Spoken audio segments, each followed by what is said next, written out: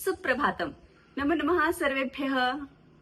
नरक चतुर्दशीची सांगता आणि लक्ष्मी पूजनाच्या दिवसाचा प्रारंभ. काही ठिकाणी 16 दिवसांचं लक्ष्मी व्रत सुद्धा शास्त्रामध्ये सांगितलेला आहे. आणि या 16 दिवसांच्या व्रताचा जो आरंभ आहे हा भाद्रपद मास शुक्ल पक्षाला आणि या व्रताची सांगता ही अश्विन मास कृष्ण पक्षाच्या अष्टमीला होत असते. लक्ष्मीलाच गुणांचं वैभव मानलेलं आहे किंवा गुणाच्या अधिष्ठानाला लक्ष्मी म्हटलेलं आहे.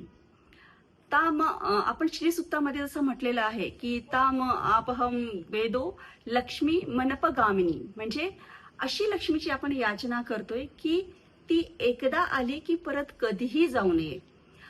अश्वपूर्णारथ मध्ये हस्ती नाद प्रबोधिनी, हत्ती हे बुद्धीचं प्रतीक मानलेलं आहे आणि बुद्धीच्या कौशल्याने जर लक्ष्मी जर आलेली असेल तर ती परत कधीच जाणार नाही. जेव्हा शंकराचार्य भिक्षा मागत होते तेव्हा असं भिक्षा मागता मागता एका ठिकाणी गेलेले आणि तिथे एक वृद्ध महिला होती. तिची खूप तीव्र इच्छा होती शंकराचार्यांना काहीतरी छानशी अशी भिक्षा देण्याची, पण ती गरीब बिचारी महिला असल्याने तिच्याकडे देण्यासाठी काही नव्हतं. तिने एक मग छोटंसं किचनमध्ये किंवा स्वयंपाकघरामध्ये जेव्हा बघितली आणि तिला एका टोपलीमध्ये एक छोटंसं एक फळ दिसलं आणि ते फळ शंकराचार्यांना इतकं सात्विकतेने देऊ केलं की शंकराचार्यांनी लक्ष्मीला प्रार्थना केलेली आणि महालक्ष्मीनी तिच्यावर त्या फळाची जी धार सोडली त्याला कनकधारा असं म्हटलेलं आहे. लक्ष्मी पूजनाच्या दिवशी काही ठिकाणी अष्टलक्ष्मीची याचना किंवा पूजा अर्चा केली जाते. तर या अष्टलक्ष्मी कोण आहेत तर पहिली आहे ही आदिलक्ष्मी, धनलक्ष्मी, धान्यलक्ष्मी, धैर्यलक्ष्मी, संतानलक्ष्मी, राजलक्ष्मी, विजयालक्ष्मी आणि विद्यालक्ष्मी.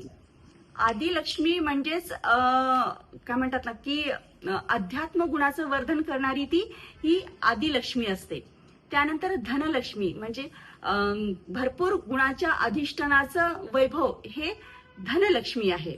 धान्यलक्ष्मी म्हणजे घरामध्ये भरभरून कोठार भरलेले आहेत धान्याचे, वेगवेगळ्या धान्याचे भरलेले जे कोठार भरलेले आहेत त्या भरलेल्या धान्याचं किंवा त्या कोठाराचा आस्वाद घेता यायला पाहिजे. त्याच्यामुळे शरीर निरामय किंवा निरोगी ठेवणारी ही जी असते ही धान्यलक्ष्मी असते.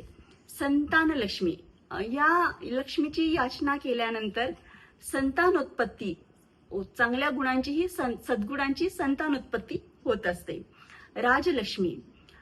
राजलक्ष्मीची याचना केल्यानंतर पूजा केल्यानंतर आपल्यामध्ये यत्किंचित नेतृत्व शैली नसताना सुद्धा आपसुक राजपद प्राप्त होतं. त्यानंतर विजयालक्ष्मीची आराधना केल्यानंतर हारलेलं डाव सुद्धा जिंकण्याची क्षमता येते, अशी ही विजयालक्ष्मी. आणि विद्यालक्ष्मीचं आराधना याचना केल्यानंतर विद्येचे जे वैभव आहे त्या विद्येच्या वैभवाची सुबत्ता आपल्याला प्राप्त होते. अशा या विविध प्रकारच्या अष्टलक्ष्मीची आजच्या दिवशी संपूर्ण भारतभर ठिकठिकाणी पूजा अर्चना केली जाते. अशा या लक्ष्मीची आपणा सर्वांवर अशीच आर्थिक सुबत्ता राहू देत आणि आपल्याला भरभरून आरोग्य प्राप्त होऊ देत ही लक्ष्मीला याचना करूया. धन्यवाद.